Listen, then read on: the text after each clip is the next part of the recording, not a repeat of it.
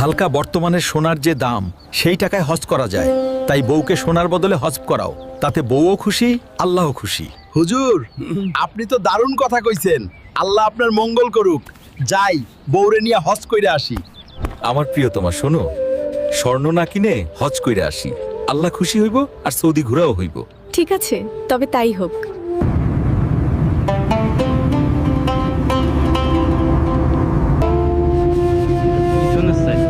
চলো, হজ তো শেষ, এখন তোমাকে একটু শপিং করায় দেই।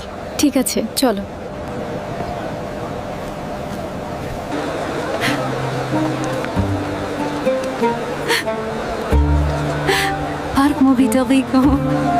চলো অন্য মার্কেটে যাই, এইখানে সব সোনা।